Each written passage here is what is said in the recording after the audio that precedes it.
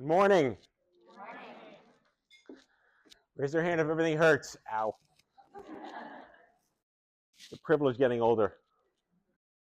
So my late aunt, died at 88 years old in perfect health. God bless her. This was many, many years ago. But she left with a bit of a witty quip. She said, the older you get, you see everything, but you get everything. And I think she was being cheeky about getting sick, but I think she also meant getting to understand humanity. Maybe a little bit of both, because everything does hurt. But I want to thank the Crossroads team for inviting me to be here today. I have a huge Easter egg surprise later in the deck that their eyebrows are going to go flying up their faces later for. I'm lucky enough to be alive long enough to become pedagogy. My story is curriculum, and I mean that sincerely. It's taught. The saga of Matt. So what I'm about to share with you isn't just my story. It's a history lesson in patient advocacy, survivorship, and how the industry has been forced to adapt to the will of the people and what it takes to make that change happen.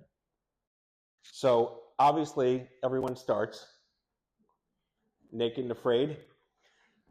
I started playing piano when I was 11 years old. This is actually me with a lizard pet, because that was a trend apparently in the 80s. His name was E.T., why not? But I was a prodigy. I just started playing piano. My mother played as a kid. And by college, I went to Binghamton. I was a big fish in a small pond. I music directed 21 Broadway shows. And my mission in life was to be, that's my dorm room. And if you ever really miss your floppy disks, get them in right now.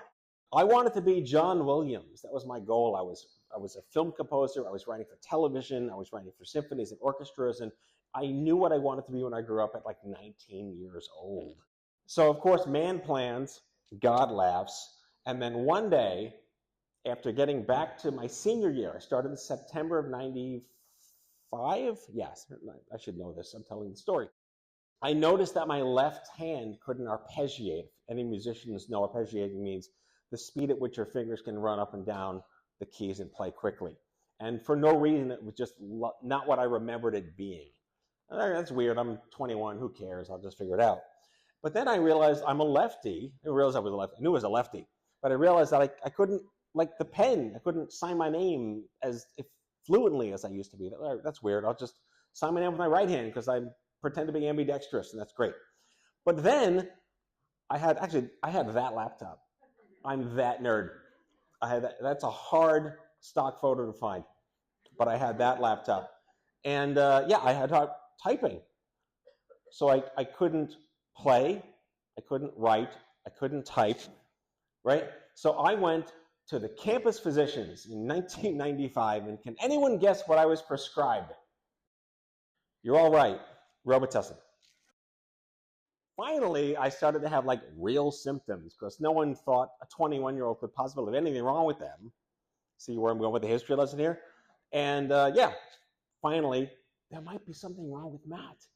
So I got back from that semester after Thanksgiving break, and I had an MRI. And there it is. And holy shit, that doesn't belong there.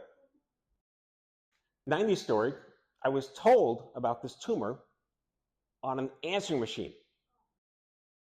Yeah, so my mom and I went for the scan, and went for lunch afterwards, got home when the machine was blinking. So we found something in your brain come back. Fantastic. So that was that. I had surgery. This is what it felt like. This was the day after the storm of the century, January 9th, 96, 38,000 inches of snow. And we followed like the army trucks to the hospital. It was crazy. Because this wasn't dramatic enough. This was me about a week or two later. I spent a week in the hospital because that's what happens when they rip your brain out. It was the longest I'd ever gone without playing piano. 7 days without touching a piano. But when I got home, I could play again. All of that came back. With an asterisk, I might add, because I had 10 years of muscle memory built into my brain, and all of that neurological dysfunction took its toll. So I could play, but I couldn't play. But it was okay. it was enough. However, there's always more. The doctor's like, you're not out of the woods yet. Let's give you radiation. And 90s radiation was gulag, Chernobyl, torture.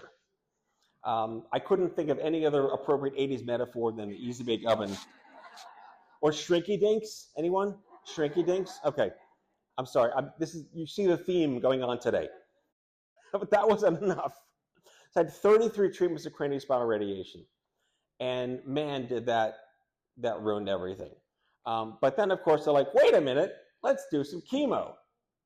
Now, this is a part of the story to pay attention to because this goes back to pedagogy, standards of care, best practices, and caring about the person first. So this is my Uncle Jay, Dr. Jay Tishfield. Yes, he's like Rick and Morty. So just the boilerplate on Jay was he's one of the world's leading genomicists for 40 years or 50 years. He got 3 PhDs from Yale. He basically built Indiana University, Bloomington's entire genetics center, and he helped the entire country of Singapore build everything. And he's been under the ground. He just, you don't know he exists. He does his job. And he's a freaking wacko. He's crazy, but he's brilliant. And he's my dad's best friend. He's my godfather. So he was following us the whole time. What's going on with Matt, talking on the phone, the corded phone with the rotary and the cable that goes up to the second floor, that kind of phone call. And he called one day, it's like they want to give him a chemo. And he said, tell him to call me. They're not going to call you. No, you tell them to call me. So Jay Tishfield put his foot down and got NYU and Sloan Kettering to tell him what the protocol was that they wanted to give to me, because we had no idea what chemotherapy was. Deborah Winger died in terms of endearment, and that's all I knew about chemotherapy. And it turns out that there's more than one thing that goes into chemotherapy. It's not like one little eye drop. There's things in there. Multiple things make up a martini of cancer-causing, curing crap. Vincristine, cyclophosphamide, carboplatin, all that stuff. Words we don't think to know about when you're just a civilian trying not to die. So what happened was Jay got the recipe that they wanted to give me. And here's how it played out. They wanted to give me such a high dose of vincristine and cisplatin that it would have made me deaf forever and would have made my fingers and toes numb for life. I didn't know that. They didn't say that. They just said, we're going to cure you. So here's a decision that Jay brought to me and to my dad. Would you rather live forever having these crazy side effects, or would you rather die? I add a little statutory here because I did ask them, when am I going to die? And they said with proud gusto, because there's no data. I was 21 with medulloblastoma, no data, nothing existed. So they kind of pulled out of their ass, 50% chance for 5 years, which is a COG protocol that meant nothing at the time had I known this back then. So, or with the chemo, what does that 50% get bumped up to? 80? And I really want to weigh the odds. If it's 80%, And they said 55%. Mental math, that's 3 months of extra life. So this is my life right here at 21 years old. Imagine being an uncle to your godson and having to have this conversation in 1996. Pretty obvious. But the thing is, the doctors got really mad. They got mad and they said, we're trying to save your life. I was like, yeah, that was my last day. We walked out. Literally, I feel like that was it. We paid $160 parking, unapologetically expensive. And we walked out, and that was my last day, that I consider myself a cancer patient. But I didn't realize till later on that you're always a survivor. And I was at the onset of that definition starting around that time. You know, that 5-year window was the scary window. And I couldn't have possibly survived anything yet because I'm still dealing with, I can't go to grad school anymore. My life is ruined. Everything I planned to do for 11 years was torn away from me. I still looked good.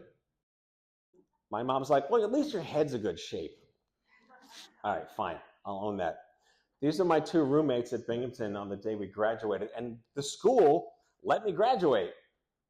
So at least I had one thing to go on, a BA in music. But yeah, here I am. What do I do with the rest of my life? I remember them handing me some kind. By the way, I was in pediatrics. I should quantify this. I was the oldest patient in pediatrics. Most AYAs are the youngest patients in general adult oncology. I had the other thing, where the parents in the room thought I was the parent of a kid. So the squeaky ducks on the couch and the clouds on the ceiling and the rainbow fake Muppet, Temu Minnie Mouse paintings on the walls, right? Not for me. So, yeah, consequences of, quote, cure. But this was the 90s. The National Coalition for Cancer Survivorship Ellen Stovall was in, I think she got hired that year, if you know the name, NCCS. It didn't exist. So my therapy, get over it, you're alive. Be grateful for what you have, figure it out yourself. And that was it. No therapy, no social work, no physical therapy. I'm a pianist. Nothing. Zero. Perspective, right? This is curriculum. You're learning, right? The history as a teacher. This was my pretty much how I felt the rest of the year. Chillaxing as a alive but lost everything human being. Couldn't go to grad school, couldn't get a job, couldn't eat, couldn't sleep, was in pain, all sorts of, not a woe was me story, but very, very not okay. But my father, I know there's a few people that know my dad, Mayor Lou. I'll put it to you this way. He said, if you're going to die, die employed. By the way, they spelled my name wrong at my bar mitzvah. I'm scarred for life. There's one T in the background. Look at that hair. Look at that hair. Jufro. Okay, so I got a job on 11/11 Make-A-Wish, November 11th, 96. I got my first job fixing computers in an ad agency, because that's what I was plan B. I knew how to tinker. But that turned into a decade-long non-misogynistic Don Draper career at Omnicom and various other ad agencies, where I learned how to, in the words of Fight Club, convince people to buy shit they don't need with money they don't have. And manipulating consumers is the worst and best thing ever, because if you use it for good, which is what advocacy can be, it works really well. So I was able to reclaim some sense of what was taken away from me, because I started writing music, original songs. I couldn't write for symphonies, I couldn't write for string quartets, I couldn't write for jazz bands, but I could write for me. My friend, Michael Babcock, who I went to college with, he did go to Hollywood. He did go into film scoring, and he became Hans Zimmer's intern in 1996. And in 1990, late 97, early 98, he called me and said, Matt, why don't you come out here and lay down some tracks? So I could not find the photo. I did as much. No one took photos back then, right? There were no photos back then. And Mike invited me out there, and I sat down at this piano in this Hollywood studio, stage, whatever, and I recorded 51 individual songs. It just poured out of me, what happened to me, how I felt, and I wrote them all down, and I have like this Beethoven-level book of music that I wrote. So back then you could make your own CDs, and as nerds do, I did, and I produced, this sounds fancy, they just kind of sat in a box in my parents' basement, and for $1 you could buy them on iTunes. I produced 2 CDs. And I felt like I could own something of mine while I'm still trying to sell Doritos and I think Dodge. Actually, I take it back. We had Mars, M&M's Mars, Frito-Lay, and Pepsi. I recorded these albums. It gave me a sense of closure and clarity. But unbeknownst to me, it led to who I have become today. And that was because I started giving concerts for the cancer communities. Those albums got out. I think I gave them out to my doctors and just for fun and whatnot. And the story-ish, when the legend becomes fact, print the legend, right? I think the story was that a drug rep came into NYU's cancer center where my CDs were on like a rack. And he's like, "What's this?" And they said, "Oh, one of our patients, brain cancer survivor, pianist. We told him he'd be dead and never play, but he's alive and he plays. Can I have one?" Sure. Who cares about HIPAA? His name's on the album. So this rep brought this album back to their team, and somehow they're like, "We should get this guy." Remember, this is before the Sunshine Act. We should get this guy to do all sorts of stuff for us, and we won't pay him. This next part of the deck is all about this trajectory, how it all unfolded, and how I happened to be like this Forrest Gump-like person who happened to be in these places. But in 2002, I got a call from the American Cancer Society that they were hosting their first, and I think last ever, Relay for Life on the Hill. 30,000 people came to the Hill.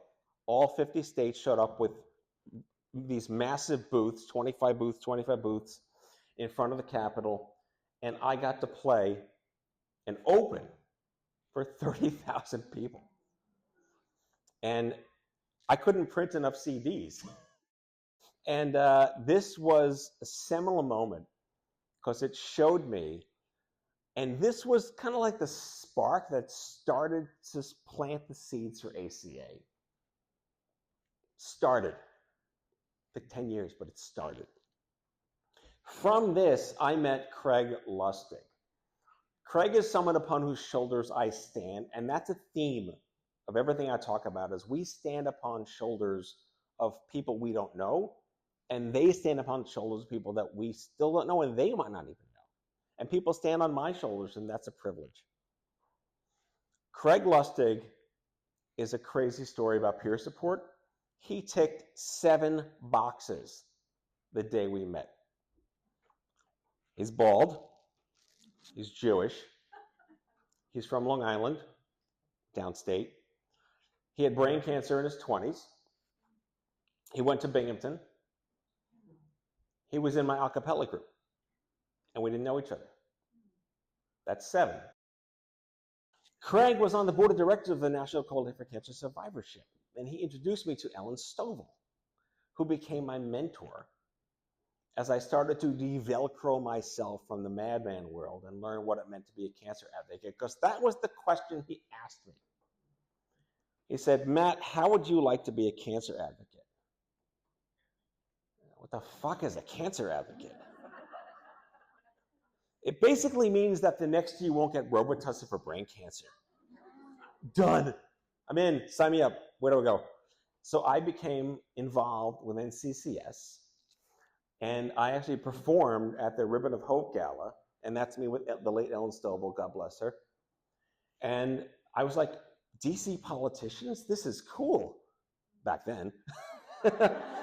And like, what's this wide world that's opening up for me right now?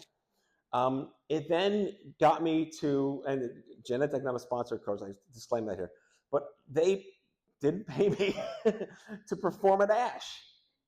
I gave a concert for like the 20,000 people at ASH that year at their booth. And that's how this all began to foment.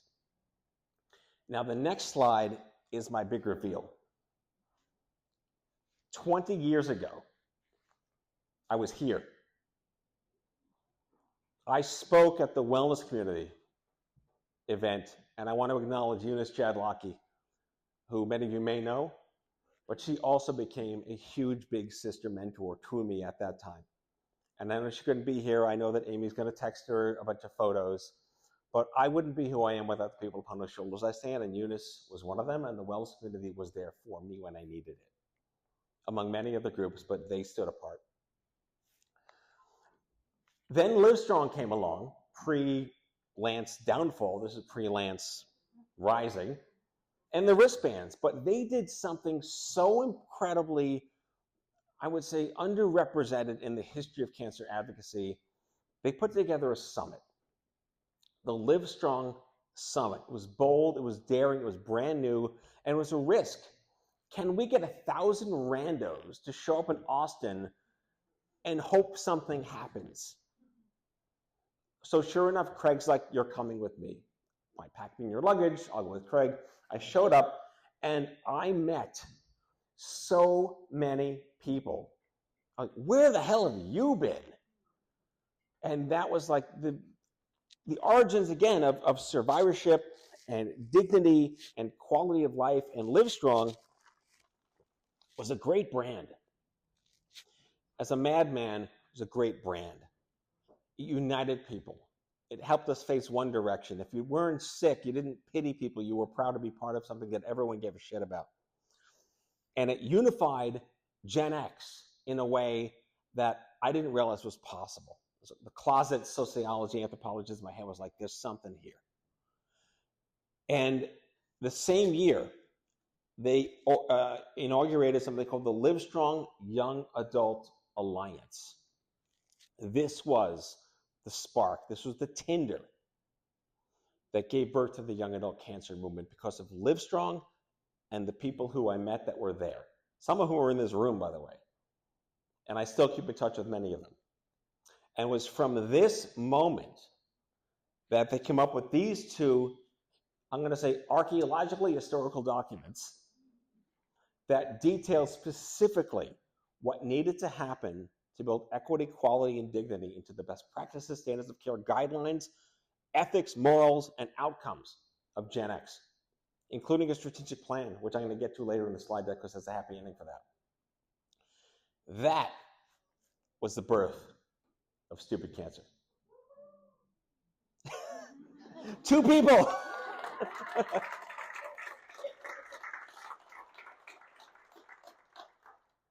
The most important thing to me in starting this organization was that there was too much pity. And I don't forsake society for having that, because that's what we were accepted as being. Everyone died in the movies, everyone died on television. This is just what it was.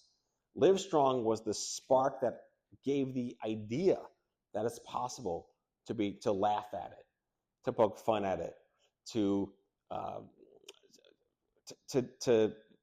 stop the woe was me party. It's not about colors, and it's not about wristbands, and it's not about words. It's about how we feel and how we connect to something we wish we didn't have, or we're glad we don't, but we'll do everything to not get, ideally. So I found the very first website, and nerd, found it. And this was my second bedroom when I launched the Stupid Cancer Show. I've aged well. I think there were 6 computers that ran the Stupid Cancer Show. By the way, Stupid Cancer Show, given to me by another mentor I want to acknowledge in my talk, a woman named Selma Schimmel.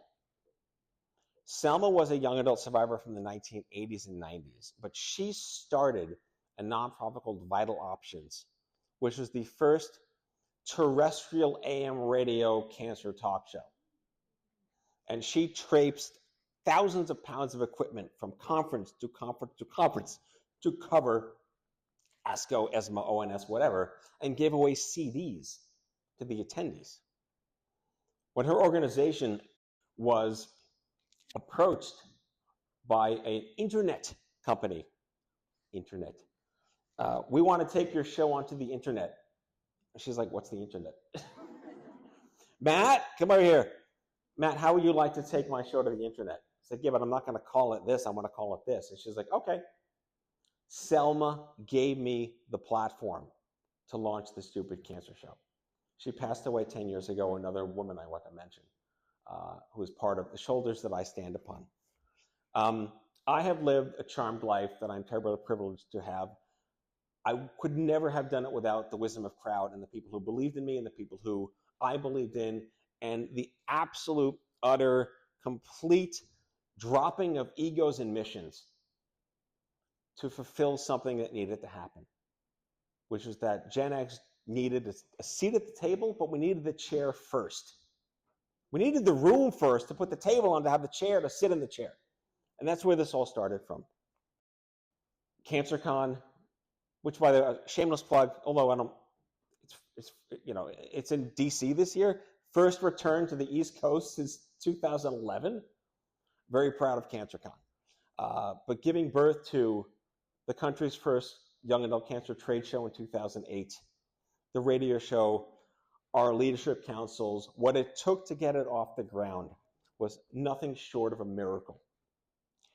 And proving that AYA could be 3 letters in a row, an acronym that didn't exist, had to first exist in the research, in the annals, in the trades, in everything. And I want to shout out my co-founder, Kenny, and my employee number 2, Allie Ward, who brought this to bear. They're still here. They're still with us. I talk to them all the time. I also want to acknowledge COG, because there would be no Young Adult Alliance without people like Lenny Sender, Greg Riemann, Archie Blyer, Karen Albritton, and a dozen other people that you may or may not know their names. And they're all in those books. And I have the PDFs online. This is where it all hits home. Because a few years ago, there was an article about improvements in AYA based on strategic planning documents of the Alliance in 2006. I think that URL still works. Everything in the strategic plan was accomplished. The only thing that we didn't even foresee was social media, so that doesn't count. We were on like MySpace and Friendster.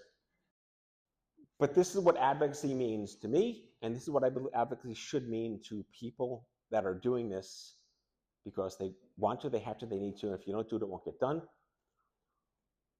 We are invisible heroes. We don't do this for glitz and glam. I mean, I wear this shirt, yes, but we don't do this for glitz and glam. But there's a little more here, because as a student of history, and now my story is its curriculum, I wanted to capture the history of cancer advocacy in this country across the last 50 years. And I did this with the CDC and the NCI to celebrate the 50th anniversary of the Cancer Act of '71. So in 2021, I spent a year and put this 8-part series together on Spotify and Apple Podcasts called The Cancer Mavericks.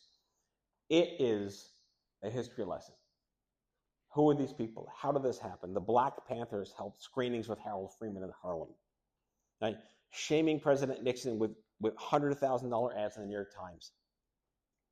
How a rapscallion gang of boomers in their 20s went to Albuquerque to see what the hell we're going to do about this, and started NCCS, ADA, Orphan Drug Act. These are all cultural aspects of how we got to today to have better problems to have. I have 11 pages of these people. I'm sure you do too. And it's hard. And how do you sleep at night sometimes?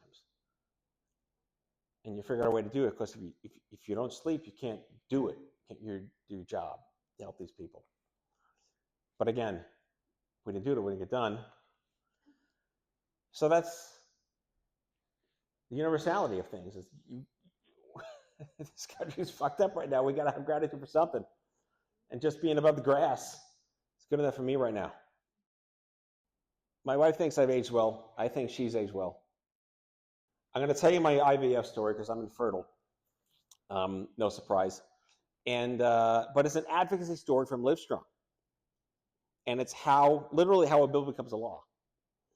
So at Livestrong, there were 2 women, Lindsay Norbeck and Joyce Rannicke. They were both young, had cancer in their 20s, had to go through fertility, couldn't afford anything, had to do IVF, paid for it out of pocket. Each of them had twins. And they started an organization called Fertile Hope. And I met them at Livestrong at that summit in '06, and we're still the best of friends. Fertile Hope paved the way for right-to-family planning. And today, I think in 11 states, it's now covered to an extent where if you get cancer, you shouldn't have to go broke trying to have a family. And that's extraordinary. So when my wife and I were like, should we have kids? I'm fucked up and this, okay, fine, let's try.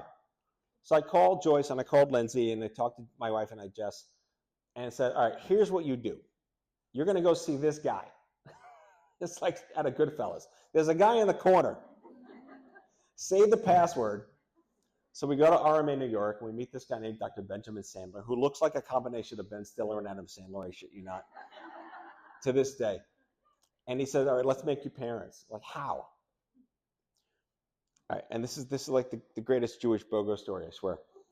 So I had frozen sperm.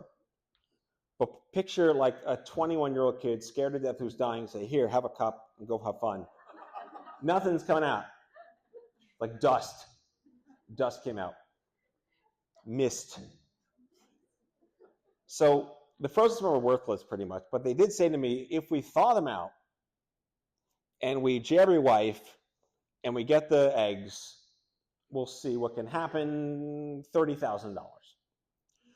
All right, but I'm going to make you a deal.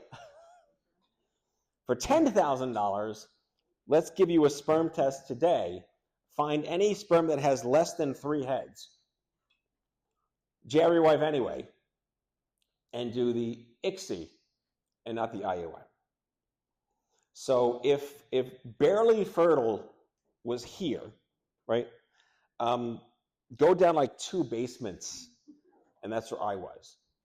But somehow, somewhere, some tech found like 4 guys. My wife produced 30 trillion oocytes.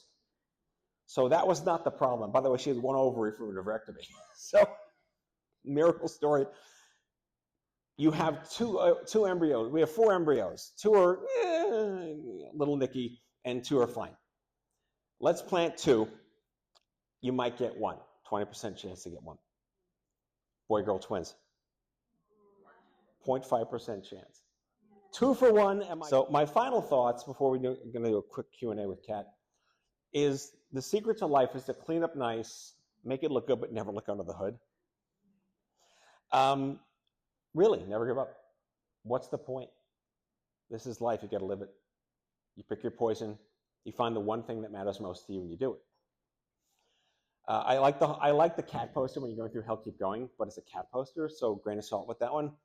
But literally, they told me, you never play again, you never walk again, you never meet anyone again, like you never have a life again, and screw that. I did all of it. I don't know how. It just all worked out. I'm still here. And advocacy is the only thing that's really ever changed anything. Without it, we would be where we were. And regrettably, we're going back to where we were, which is why it's more important than ever that we have to drop our egos and drop our missions, not in our day jobs, in our spirits. Because I'm going to talk to you about one last thing, because I'm announcing something today that I've been working on for 3 years. And it's accelerated rapidly in the last 100 days, shall we say. My next act. I'm launching the country's first Cancer Political Action Committee. Someone asked me how the hell was Stupid Cancer so successful? And I said, I didn't know what I was doing for the first 3 years. And that's why. I know just enough to be dangerous, but I know lots of people now who want this to happen. And it's very subtle, but this has the potential to be one of the largest voting blocs in the country of people who want equity, dignity, access, to not go broke, to not have their doctors want to kill themselves, and to make sure that we don't get fucked by billing and prior authorization. It's one thing to lobby for access, and that's really important. It's another thing to create protections that we don't get screwed. Because we didn't ask for this, we're paying to not ask for this, and we still have to pay for it. So this is the jargon. This is the tagline: no one dies on hold. Because that's not okay, and that's not what this country is about. So that's me in a nutshell, a large nutshell. But I hope my insane road trip down memory lane brought you some tears, jeers, a little nostalgia for rotary phones, answering machines maybe, Nintendo, I don't know. But Kat and I are going to talk for a little bit right now. But it was a privilege to be here, so thank you very much.